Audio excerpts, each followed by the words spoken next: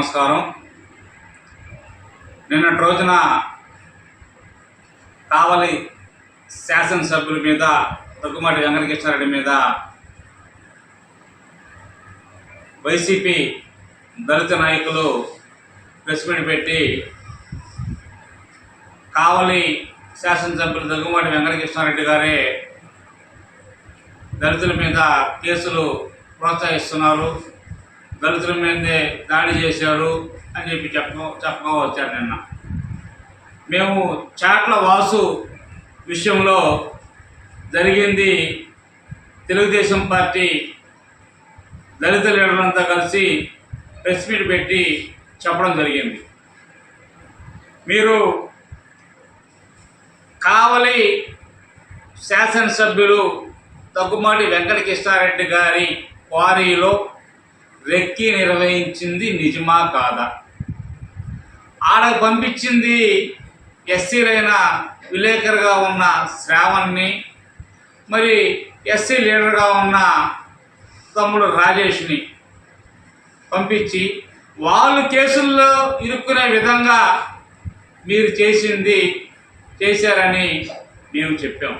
మీరు చెప్పడం కాదు, మేమే వాళ్ళని పంపించి వాళ్ళ మీద కేసులు కట్టే విధంగా మీరు చేస్తున్నారని చెప్పి మేము మాట్లాడాం. నిన్న మీరు మాట్లాడింది కాదు.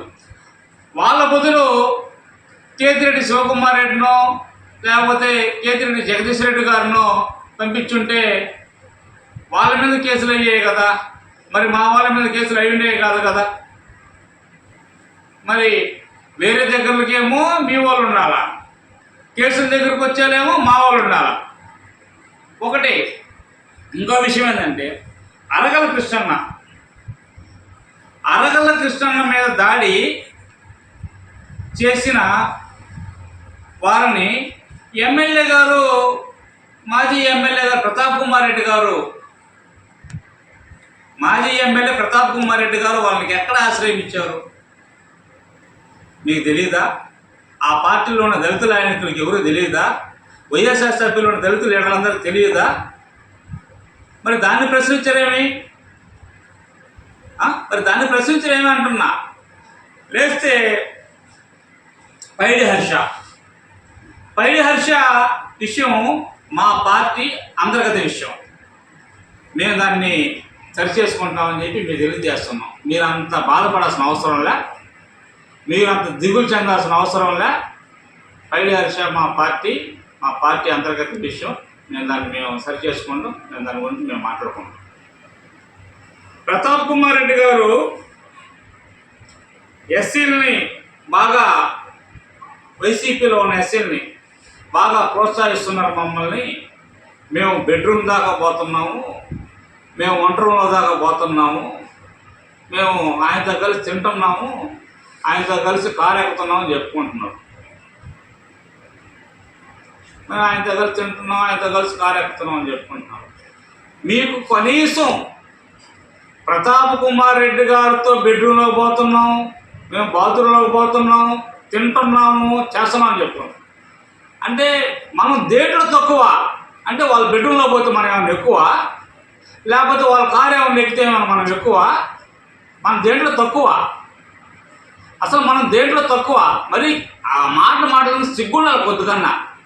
మేము మామూలుగానే పోతాం, మా ఎమ్మెల్యే గారితో కృష్ణారెడ్డి గారితో మామూలుగా కారు ఎక్కుతాము, ఆయన కూర్చుంటే మేము ముందు కూర్చుంటాము, లేకపోతే ఆయన ముందు కూర్చుంటే మేము వెనక కూర్చుంటాము, ఆయన పక్కన కూర్చుంటాము.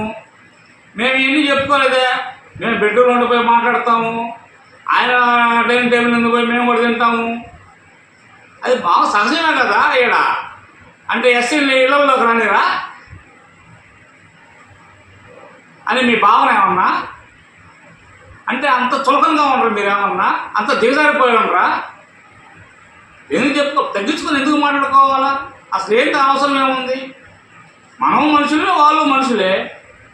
మేము ఆయన బెడ్రూమ్లో పోతాం, ఆయనకి ఆడ కవర్లో పోతాం అంటే మావులేదు, ఎన్ని మావులే. ఇంకా ఏమన్నా ఎన్ని?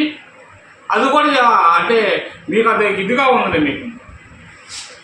తర్వాత దుగ్గిరాల కరుణాకర్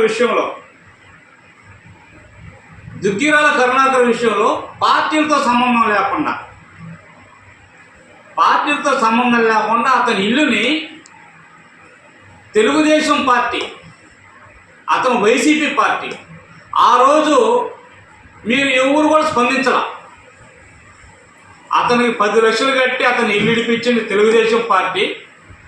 దాన్ని పైకి దాన్ని అతనికి న్యాయం చేకూర్చింది తెలుగుదేశం పార్టీ.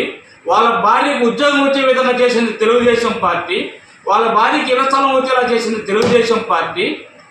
వాళ్ళని హక్కులు చేసుకుంది తెలుగుదేశం పార్టీ. ఆ రోజు మీకు గుర్తు రాలేదా? ఇవన్నీ నిన్న మాట్లాడారు, నిన్న ఏమని మాట్లాడారు అవన్నీ ఆ రోజు గుర్తురాలా. మరి తేజ విషయంలో మీకు గుర్తురాలా? ఆ రోజు ఏమన్నా మీరు నిరాహార దీక్షలు ఏమైనా చేశారా? లేకపోతే పార్టీలో ప్రెస్ మీట్లు ఏమైనా పెట్టారా? ఏమైనా చేశారా? మమ్మల్ని ప్రశ్నిస్తూ ఉన్నారు. ఈరోజు పార్టీలో మాకు అంతర్గతంగా ఉన్న విషయాలు మేము తేల్చుకుంటాం.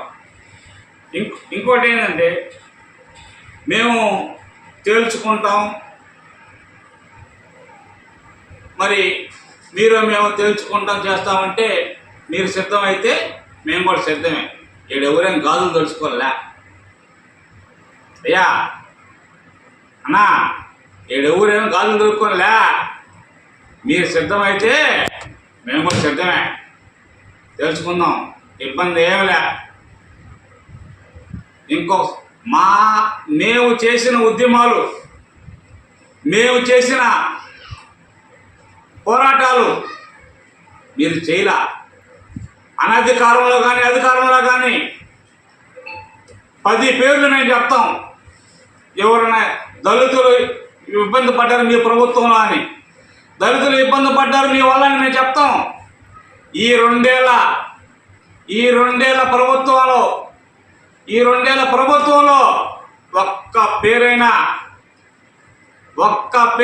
దళితుల పేరైనా వీళ్ళు ఇబ్బంది పడ్డారని మీరు చెప్పగలరా?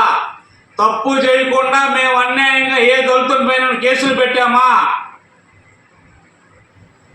తప్పు చేయకుండా ఏ దళితుల పైన కేసులు పెట్టామా అని అడుగుతున్నాము. మీ నుంచి నీతులు నేర్చుకునే స్థాయిలో మేము లేవు. మీ నుంచి పాఠాలు చెప్పించుకునే స్థాయిలో మేము లేము. మా పోరాటాలు మాకందరికీ మేము చేసాం. తెలుగుదేశం పార్టీ అంటేనే క్రమశిక్షణ గల పార్టీ. తెలుగుదేశం పార్టీలో ఎస్సీలకి ప్రాధాన్యత ఇస్తారు. అదేవిధంగా ఏ కులానికి ఎప్పుడు ప్రాధాన్యత ఇవ్వాలో ప్రతి కులానికి ప్రాధాన్యత ఇస్తూ అన్ని వర్గాలని సమన్వయం చేసే పార్టీయే తెలుగుదేశం పార్టీ అని తెలియజేస్తా ఉన్నాం.